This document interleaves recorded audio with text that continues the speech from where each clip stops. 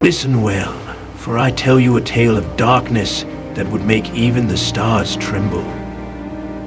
A horror that tests not just our strength, but our very faith in the Emperor's divine plan. You've heard whispers, haven't you? Tales of shadows moving between the stars. But I was there when the first tendrils of the Great Devourer reached into our galaxy. The planet was called Tyranid, now nothing but a dead rock stripped of even atmosphere. A grim harbinger of what was to come. In their own galaxy they fed and fed until nothing remained. Every world stripped to bedrock, every ocean swallowed whole, every spark of life consumed into their ever-growing mass. And then they looked to the stars and saw new feeding grounds. Through the void they traveled, but why? Some say they fled from horrors even greater than themselves. Others whispered they were drawn by the psychic cataclysm of the Horus heresy itself. Perhaps it was the Emperor's holy Astrodonikin that caught their attention, or maybe they simply consumed everything in their path until they found us.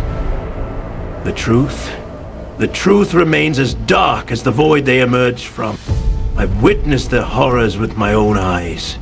Each creature purpose-bred for war. Each one a blasphemy against the natural order.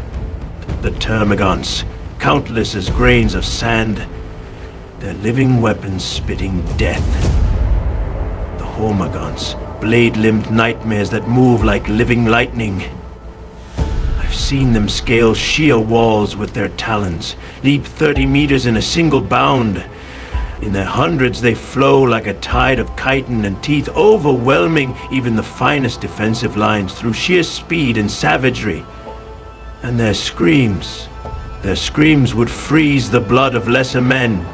The conifexes, living engines of destruction that the heretics dare to call screaming giants. Each one as large as a dreadnought, their hides thick enough to shrug off cannon fire.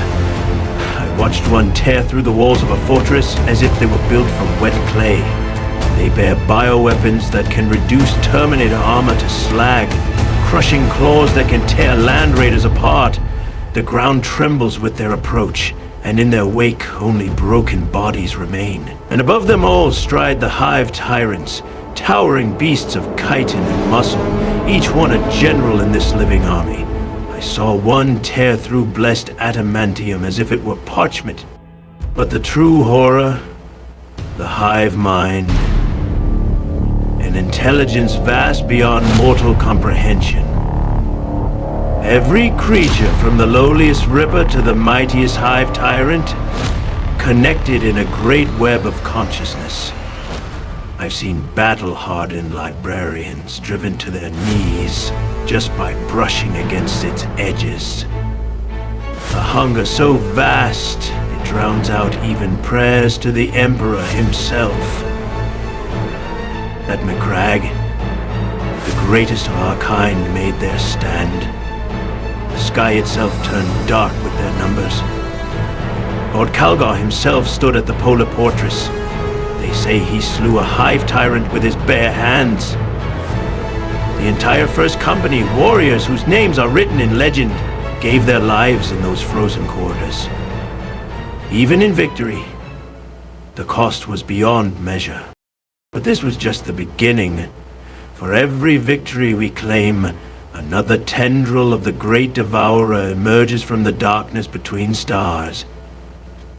Every weapon we use, they adapt to. Every strategy we employ, they learn from. Every world they consume only makes them stronger. And now I tell you the grimmest truth of all. What we've faced so far, mere scouts. The main body of their migration approaches, brothers and sisters, and it numbers beyond counting.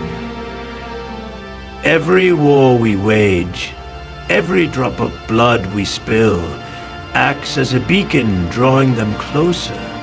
But we are the Emperor's chosen. While faith burns in our hearts and strength fills our arms, humanity shall not fall. Let the Great Devourer come. Let them test themselves against the finest warriors humanity has ever produced. For in the face of such monstrous hunger, we have but one reply. The Emperor protects. Though it cost us our lives, our very souls we shall stand.